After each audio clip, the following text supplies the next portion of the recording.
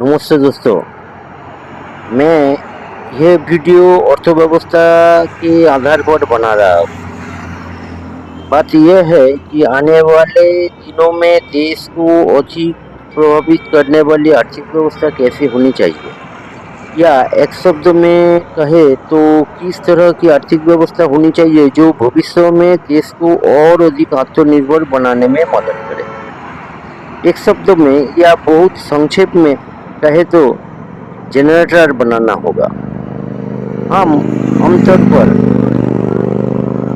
Generator का मतलब बिजली का उत्पादन समझते हैं, लेकिन यहाँ जनरेटर शब्दों का प्रयोग इस कारण से किया गया है कि इससे अर्थव्यवस्था को मदद मिलेगी। इस जनरेटर शब्दों का उपयोग यहाँ जनरेटर यानी सिस्टम को और अधिक कुशल बनाने के लिए किया जाता है। यहाँ जनरेटर का मतलब एक घटना या एक वस्तु या एक विषय या एक उत्पादन प्रक्रिया है जो अर्थव्यवस्था को विभिन्न शाखाओं को रोशन करेगी। आइए पहले जनरेटर के कुछ उदाहरणों पर चर्चा करें। आप देखेंगे कि 2000 साल के बाद से कोई व्यवसायों में बहुत बदलाव आया है। 2000 साल तक टाइपिस्ट, टाइपराइटर बहुत लोकप्रिय थे। जब कंप्यूटर व्यापक रूप से उपलब्ध हो गया तो ये व्यवसाय या इस व्यवसाय से जुड़े लोग धीरे धीरे बढ़ गए। 2000 साल से आप देखेंगे कि बाजार में बड़े पैमाने पर मोटरसाइकिलें आई और फिर स्कूटी आई। परिणाम स्वरूप मोटरसाइकिल, स्कूटी की मरम्मत के लिए विभिन्न स्थानों पर गैरेज बनाए गए। ऐसे में धीरे धीरे साइकिल का इस्तेमाल भी कम हो गया। फिर साइकिल मरम्मत की दुकानें धीरे धीरे कम होने लगी। जब बंगाल में स्कूली छात्रों को फिर से साइकिल देना शुरू किया गया, तब से साइकिल से संबंधित दुकानें या साइकिल मरम्मत की दुकानें धीरे धीरे फिर से काम करने लगी है। इस मामलों में साइकिल ने जनरेटर का रूप में काम किया, क्योंकि इस मामले में साइकिल मेंटेनेंस के लिए आवश्यक सभी उत्पादन क्षेत्र सक्रिय हो गए। हम बहुत संक्षेप में या सामान्य रूप से कह सकते हैं कि साइकिल अर्थव्यवस्था की दृष्टि से एक जनरेटर है। अगर हम अपनी अर्थव्यवस्था को सरल और सीधे तरीके से जमीनी स्तर पर मजबूत करना चाहते हैं तो हमें इस तरह के जनरेटर के बारे में सोचने की ज़रूरत है। मैं दूसरे जनरेटर का उदाहरण दे रहा हूँ। अब आपको मोटर वैन घूमते हुए देखेंगे। इस मोटर वैन का निर्माण सबसे पहले बंगाल का बारासात में किया गया था। दो दोस्तों ने दिमाग लगाया और मोटरसाइकिल का अगला भाग उपयोग करके एक बहुत ही अस्थायी मोटर वैन बनाई। फिर जब वो मोटर वैन सड़क पर चलने लगी तो अलग अलग लोग अलग अलग विचारों से अलग अलग तरह की मोटर वैन बनाना शुरू कर दिया। अब बंगाल का हुगली जिले का सिंगूर इन मोटर वैन बनाने का मुख्य क्षेत्र बन गया। अब ये मोटर वैन भारत में ही नहीं बल्कि भारत के बाहर दक्षिण अफ्रीका में भी मैंने वीडियो के माध्यम से मोटर वैन चलती देखी है।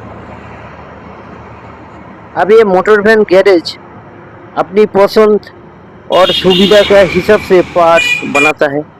इंजन और मुख्य पार्ट्स कंपनी से खरीदे जाते हैं और बाकी उनके द्वारा अपनी पसंद बनाए। इन मोटर वैन के लिए ग्रामीण और शहरी इलाकों में कोई गैरेज मिल जाएगी। कुछ समय बाद बाजार में बैटरी वैन उतारी गई। यानी ये motor van, battery van, cycle अर्थव्यवस्था में बहुत बड़ी भूमिका निभाई है। मतलब कैसरोलिंग का क्षेत्र है। इससे लोगों को लाभ हुआ है और रोजगार के नए अवसर बढ़े। इसे मैं अपनी भाषा में जनरेटर कहता हूँ। ग्रामीण या शहरी अर्थव्यवस्था को बढ़ावा देने के लिए इस प्रकार के जनरेटर को हमेशा ध्यान में रखना चाहिए। इस प्रकार का जनरेटर ने बहुत ही आर्थिक से कमजोर लोगों के लिए कमाई का एक जरिया बना दिया है। चलिए मैं जनरेटर का एक और उदाहरण देता हूँ। ईंट माने ब्रिक्स अर्थव्यवस्था को नीचे से ऊपर तक चलाने में प्रमुख भूमिका निभाती है। ईंट भट्टा मतलब ब्रिक फील्ड को चलाने के लिए मूल रूप से 3 चीजें लगती है। पहला है मिट्टी, दूसरा है कोयला, तीसरा है लेबर। लेकिन अब ईंट भट्टों की सबसे बड़ी कमी मिट्टी की है। मिट्टी प्राप्त करने के लिए उपयुक्त स्थान अब बिल्कुल कम हो गए, इसीलिए मिट्टी की कीमत बढ़ गई है और परिणाम स्वरूप ईंटों का कीमत बढ़ गई है और कोई ईंट भट्टे बंद हो गए। नतीजा ये है कि बाजार में ईंटा का मांग तो बहुत हो, लेकिन ईंटों की आपूर्ति नहीं हो पा रही है। बाजार में ईंटों की आपूर्ति बढ़ाने से गतिशीलता बढ़ेगी और अर्थव्यवस्था को बढ़ावा मिलेगा। ईंटों के दाम कम होंगी तो गांव और शहरों में लोग घर बनाने की कोशिश करेंगे। तो ऐसा प्रतीत होता है कि इस मामले में ईंट भट्टा एक जनरेटर है। मिट्टी की आपूर्ति कैसे बढ़ाई जा सकती है, इस पर मैं बाद में एक अलग वीडियो दूंगा। और बात कर रहे हैं एक ऐसी जनरेटर की जो थोड़ा अलग है। अगर आप 35-40 साल पहले की बाजार को देखें और आज के बाजार को देखें तो आप देखेंगे कि बहुत अंतर है। 35 से 40 साल पहले आप देखेंगे कि बाजार में बहुत सारी कंज्यूमेबल प्रोडक्ट्स उपलब्ध थी, लेकिन वो प्रोडक्ट्स गरीब लोगों की क्रय शक्ति से परे थी। उदाहरण के लिए बाजार में शैम्पू 50 ml, 100 ml बड़ी बोतलों में बेचा गए। कीमत ज़्यादा था और हर कोई इसे खरीदने में सक्षम नहीं था। तब बहुत कम लोग शैम्पू का इस्तेमाल करते थे। उस समय बाजार में हेल्थ ड्रिंक्स आम थे, लेकिन वजन ज़्यादा होता, 500 ग्राम, 1 किलोग्राम, कीमत ज़्यादा होती। ऐसे कोई कॉस्मेटिक्स प्रोडक्ट्स तब बाजार में थे और बड़ी मात्रा में ऊंची दामों पर बेचे जाते थे। खरीदारी करने वाले कम लोग थे। जब वो सारी प्रोडक्ट बड़े आकार से छोटे आकार यानी पाउच पैकेट में हेल्थ ड्रिंक्स 5, 10, 30 रुपया में, शैम्पू 1 रुपया 2 रुपया में पाउच पैकेट में आ गए और बाजार में बिकने लगा तो ग्राहक भी काफी बढ़ गए। ऐसा इसलिए क्योंकि जब इसे छोटे आकार में और कम कीमत पर बेचा जाने लगा तो ये लोगों की क्रय शक्ति के दायरे में आ गया। इसका मतलब यह है कि बड़े से छोटे या ऊंची कीमत से कम कीमत की और बढ़ने की सोच के कारण कंपनी का सेल काफ़ी बढ़ गई। इस तरह की सोच को मैं अपनी भाषा में जनरेटर कहता हूँ, यानी एक ऐसा विचार जिसने आर्थिक व्यवस्था को और अधिक गतिशील बना दिया। यानी हमारी सोच और सक्रियता ऐसी होनी चाहिए जिससे मध्यम वर्ग, निम्न वर्ग, निम्न मध्यम वर्ग और गरीब लोगों की क्रय शक्ति बढ़ाने में मदद मिले। हमारी भारतीय अर्थव्यवस्था का अधिकांश भाग अतीत से ही कृषि पर निर्भर है।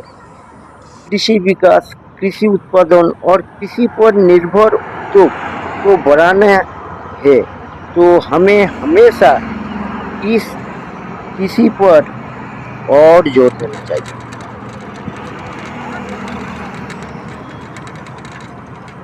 साथ ही कृषि की उत्पादन लागत, सार, तेल, पाउडर का दाम कैसे कम हो, इस पर भी नजर रखना जरूरी है। कृषि क्षेत्रों से बाजारों तक परिवहन व्यवस्था में भी सुधार की जरूरत है। मिट्टी की गुणवत्ता के अनुसार कृषि उत्पादन को बढ़ाने और विविधता लाने की जरूरत है। इससे किसानों को भी फायदा होगा और आर्थिक व्यवस्था भी मजबूत होगी। मैं जनरेटर का एक और उदाहरण देता हूँ। आप देखेंगे कि बाजार में समय के अनुसार 3 नींबू 20 रुपया में मिलता है और कभी कभी 4 नींबू 5 रुपया में मिलता है। यदि बाजार में नींबू की कीमत सस्ती है और हम नींबू के रस को भविष्य में उपयोग के लिए रासायनिक प्रक्रिया द्वारा पैकेजिंग, प्रिजर्विंग कर सकते हैं। कैटरिंग कंपनियां उस पैकिंग लेमन जूस का इस्तेमाल कर सकते हैं। यानी नींबू के भरोसे उद्योग खड़ा किया जा सकता है। यानी यहाँ लेमन व नींबू जनरेटर है। आज के वीडियो के माध्यम से मैंने सिर्फ ये आइडिया देने की कोशिश की है कि हमारा नया जनरेटर कैसे बनाया जा सकता है। Thank you.